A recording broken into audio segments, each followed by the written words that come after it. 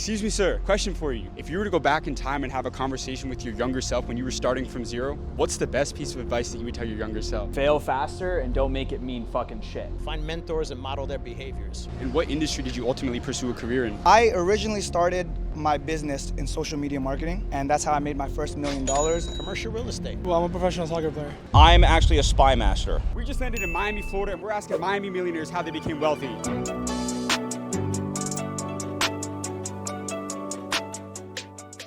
What has been the most amount of money that you ever made in a single year? $4 million. In what industry did you ultimately pursue a career in? Multiple industries, but ultimately business development, sales, and I've been a vice president for years, have my own business now, but fixing companies and growing their sales. What was the best financial advice that you ever received throughout your lifetime? A friend of mine on Wall Street, I said, take 10% of your income, put it in a stock index fund, and all your other investments are outside of that. Follow that strictly. How can someone really scale their business in today's world? What's the secret to scaling? Well, I think there's 3 levels of scaling. There's your initial, which is a lot of blood, sweat, and tears. Second is, what's your second term look like? Your second 100 million is not going to be the same as your third 100 million. Where's it going to come from? What does that require? And a lot of people misestimate the initial first, second, and third tranches. So thinking through that and having experts around you to do that, I think is helpful. How do you get from a 7 to an 8-figure business? Assessing your market. What is your green field? Do you really understand where you could go? In other words, maybe your market isn't prepared to go there, but if your market is, really thinking through how do you get there, because your first million could be lucky, it could be at friends and family, it could be I had a good idea but it's not scalable. So understanding that next level is saying, is there a market, number one, and if there's a huge market, then what's the right approach, and getting the right people to tell you how to get there. Like, what do you think? Just not trying to figure it out on your own. Thank you so much, sir. I really appreciate that. Have a great day, sir. Thank you. Guys, I wish you the best. Really appreciate that, sir.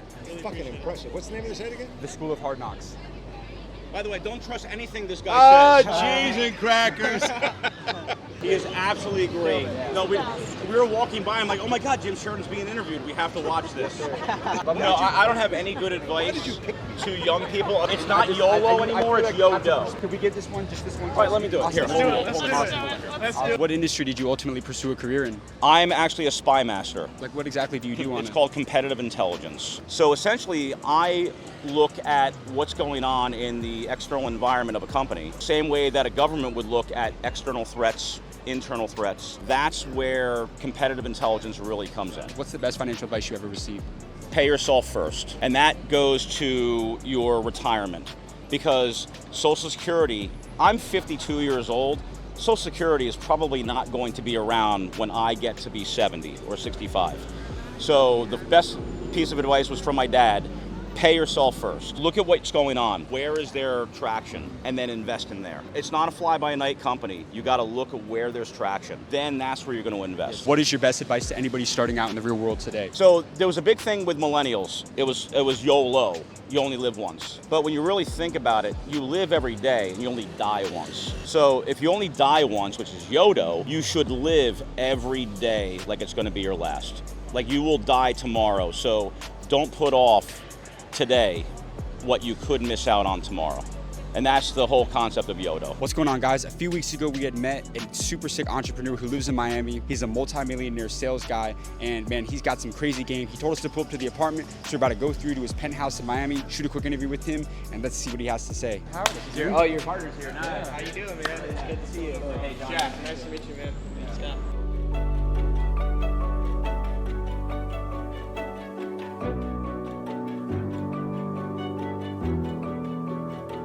What made you decide to move to Miami? It's the lack of deprecation around working too much. I think too often in smaller cities and sleepier cities, there's too much deprecating people for working too much. There's shaming around you're not balancing your lifestyle. Whereas here, I finally feel accepted for wanting to work till 10 or 11 or till 3 a.m. I think that's the greatest thing of what motivated me, inspired me to move to Miami. You could go into a room where you're the smartest person in the room, and then you could literally leave and an hour later and be in a coffee shop and there's a billionaire there, right? The exposure to wealth and how many levels there are to the game, it constantly keeps you aware that you just need to keep working, because transformation is a mountain with no top. And when you're around people that are thinking bigger, it creates this environment and container that pushes what's possible for you. Does that make sense? Yes. Yeah. That's what I love about Miami. If you were to go back in time and have a conversation with your younger self when you were starting from zero, what's the best piece of advice that you would tell your younger self? Fail faster and don't make it mean fucking shit. I think too many people think that they're like attached to some sort of result. They have to have it be some way. They think that if it doesn't go a certain way, that they're going to like fail and this like the end of the world's gonna happen, right? And so I think people create so much significance in the very, very small failures. When you look at Israel as a country per capita and how many businesses have flourished into the billion unicorn startup, they have way more billion-dollar unicorn startups than any other country combined. Why is that? One thing they teach their kids is just failing forward intelligently, learning from their mistakes faster, and compounding time and removing the significance of everything. So if I could go back to my young self and give advice, dude, fail fucking faster and it doesn't mean shit. A mentor that I've really researched and understood his materials, Ryan Breslow. The guy's under 30 years old and he owns 2, now almost 3 multi-billion-dollar unicorn startups. 2 things that I learned is that it comes down to fundraising and recruiting. I think too many people don't realize that how much cash you actually need to scale, and you can only generate that cash and scale and hire when you have good leadership. And you can only have good leadership when you have really good visionary skills. And you can only have really good visionary skills if you have a really good product. People will tell you, oh, it's got to have one product on one platform that you scale with one ad, and then you scale from there by adding more products. That might be true in an e-commerce business, but if we're talking about raw financial services, if we're talking about banking and private equity, it all comes down to top tier talent. In tech, it's all top tier talent. That's why the unicorn startups go and steal the talent from other companies. It's really talent, but you cannot have talent without really good compensation packages. And you can't have good compensation packages if you don't have a badass product that sells itself. Well, I gotta say, Johnny may have one of the craziest apartments that I've ever been to. He was super nice to let us come through, give us some game for the young entrepreneurs and how he was able to become super successful and wealthy out here in Miami, Florida. We just made it to Brickell, where we're gonna go ask some more multimillionaires out here how they became successful and how you can start your path to becoming financially free.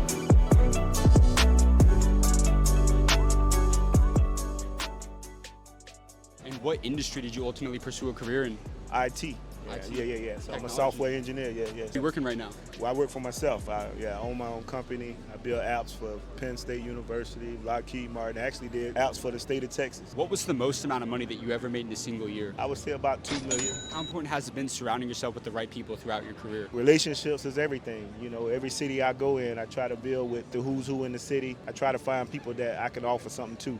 So whenever you want to develop a relationship with somebody, when you sit down with somebody, you come to the table with something to offer. You know, make sure you can trade off a balance or whatever. My last question for you, what was the best financial advice that you ever received throughout your lifetime? Learning how to leverage your credit, you know, that means that you can save your cash.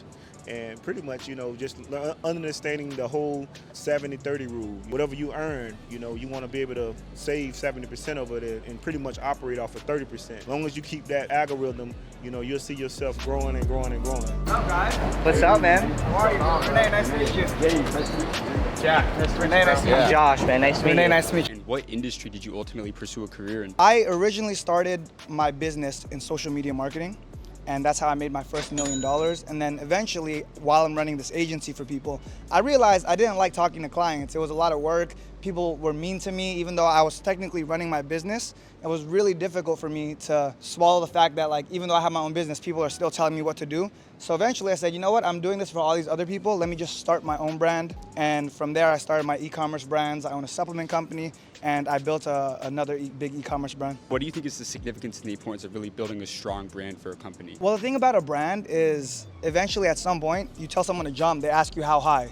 There's not even a question of why should I jump, where should I jump, why am I jumping? It's like, how high do you want me to jump? And Apple has built a brand so powerful that no matter what they can release a shoe, a t-shirt, a keychain, people will buy it. They will sell millions of them. If you take a look at headphones, AirPods, they don't make that much money off AirPods. When I say it's not that much money, it's still billions of dollars because they built a brand that is so powerful, so strong, they could release any product and people would buy it. And what has been the most amount of money that you ever made in a single year? Me or my businesses? Both.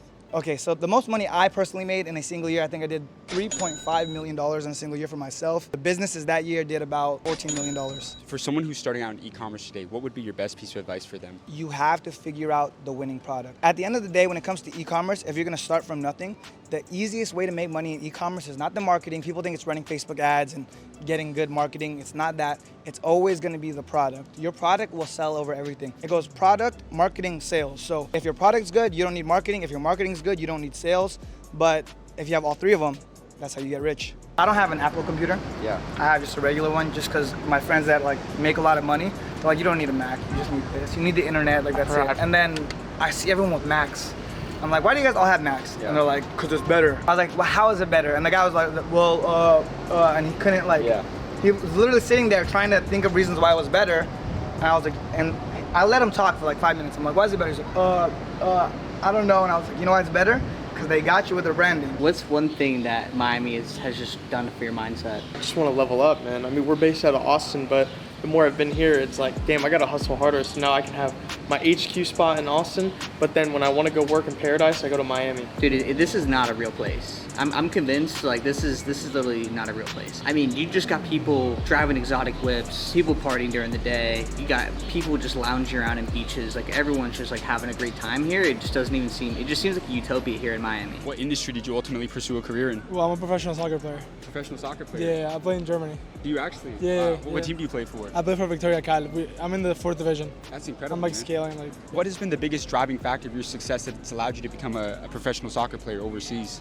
To put my whole family on my back. I like pressure, and like when I put people on my back, like I perform my best. So yeah.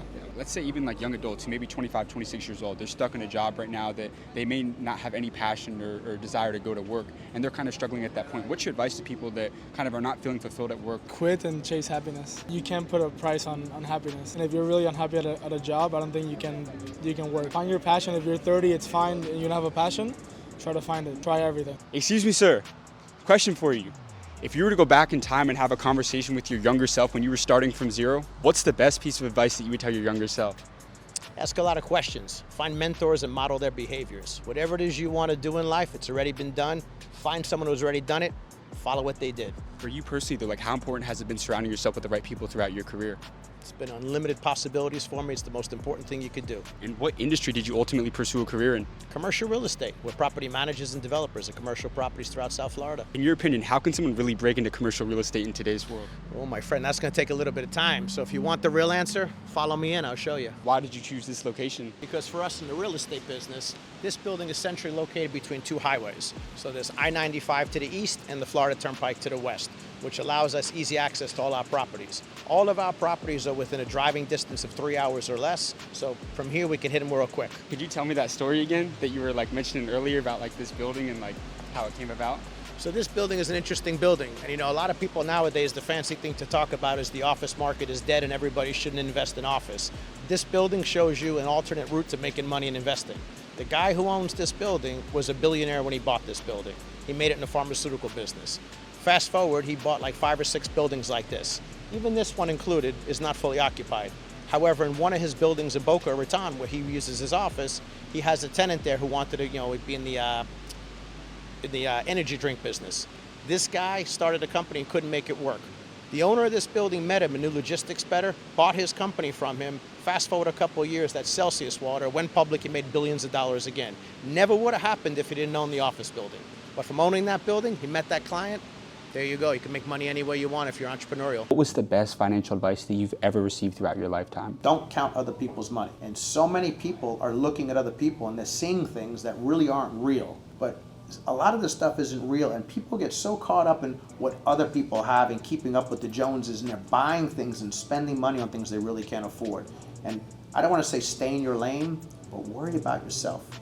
Worry about if you're good. So much of what the young generation sees today all over the place, it's fake. And they know it's fake, but they see it and they think it's real and they're trying to keep up. You start comparing yourself to other people, there's always going to be someone richer, there's always going to be someone faking it more. It'll make you feel insecure, because you're going to go right now, I could go with you on Instagram and show you 1,000 kids that look like they're doing great. And it could make you feel bad about yourself. Worry about yourself. Go at your own pace and it'll work out fine. And one more thing, be sure to leave a like and subscribe for tons of amazing content coming soon.